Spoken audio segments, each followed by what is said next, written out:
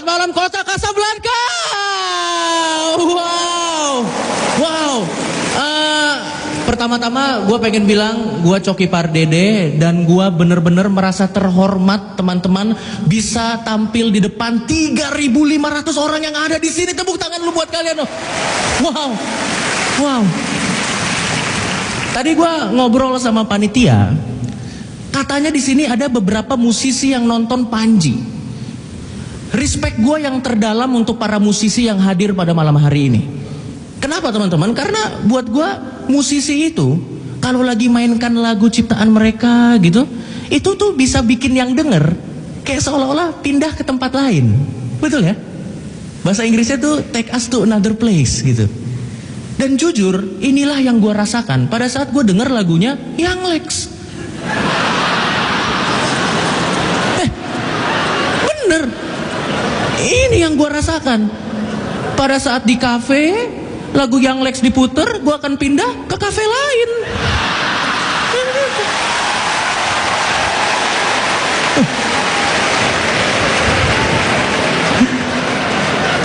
Itu jokes ya.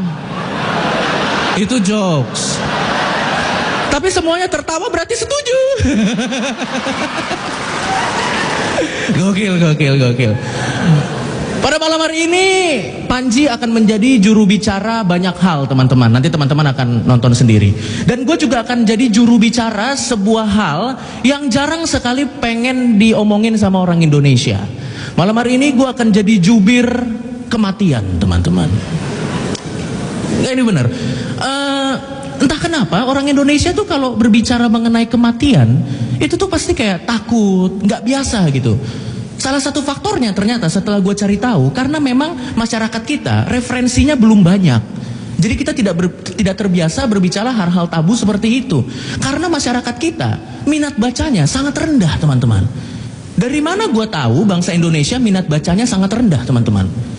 Nggak usah lihat statistik, gampang. Ini fakta.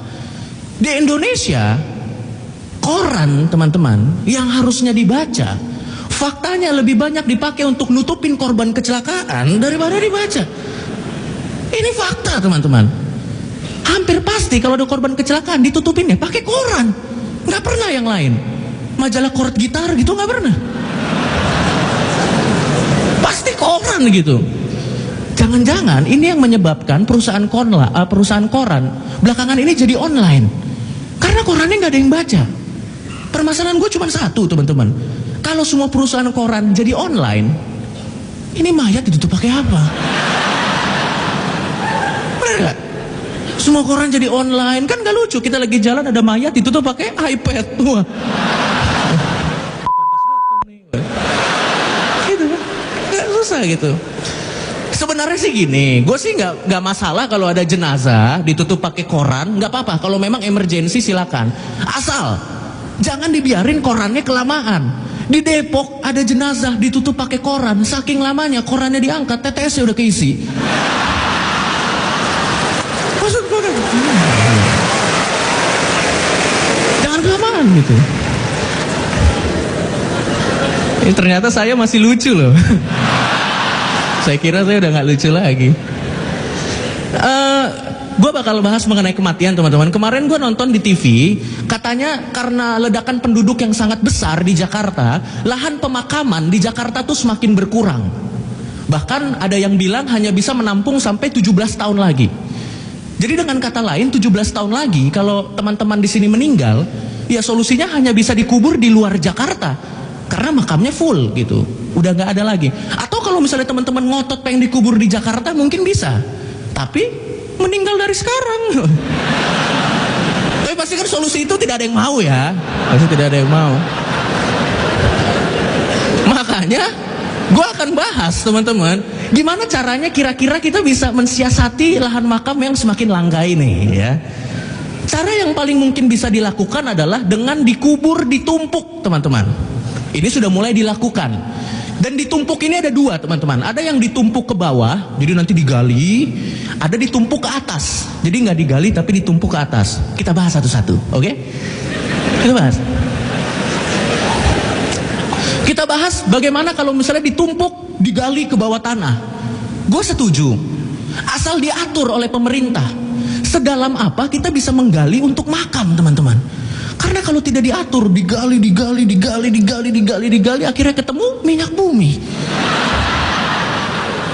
Dan menurut pasal 33 ayat 3 Undang-Undang Dasar 1945 yang mengatur sumber daya alam, pada saat ditemukan minyak bumi atau sumber daya alam lainnya, maka otomatis daerah itu akan menjadi milik negara.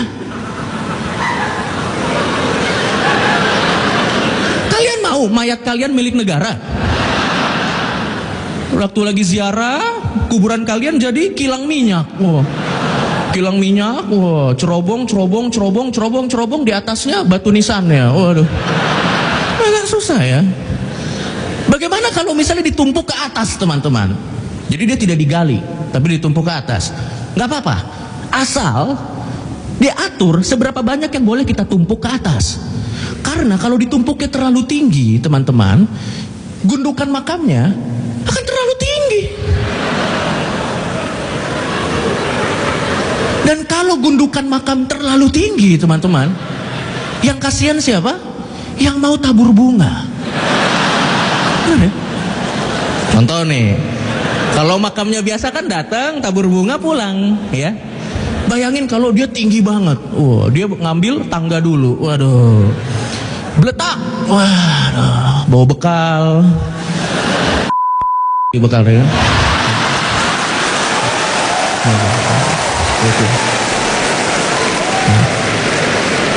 Ambil bedak, naik, wah. Layangan lewat, naik lagi, wah, drone, waduh, wah, naik lagi, satelit palapa, wah, saking tingginya gitu. Begitu udah di atas, wah, mau tabur bunga, waduh, bunganya ketinggalan. Susah ya, teman-teman ya. Dan satu lagi, kalau kita bahas mengenai kematian, benar kan, kematian menyenangkan kan?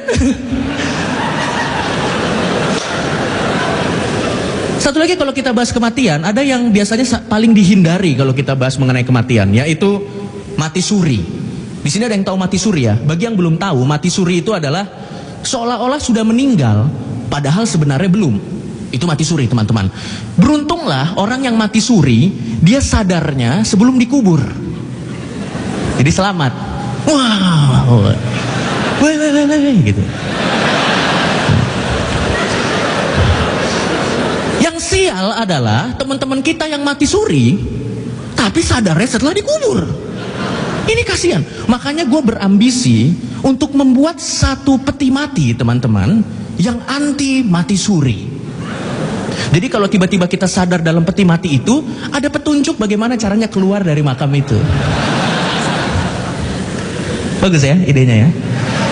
Jadi kita lagi mati tiba-tiba sadar, wah, ada tulisannya.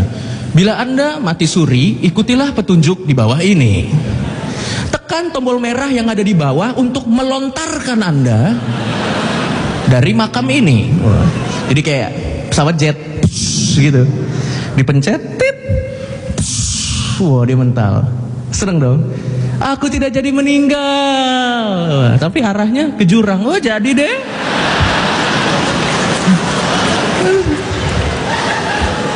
Selamat malam, terima kasih teman-teman.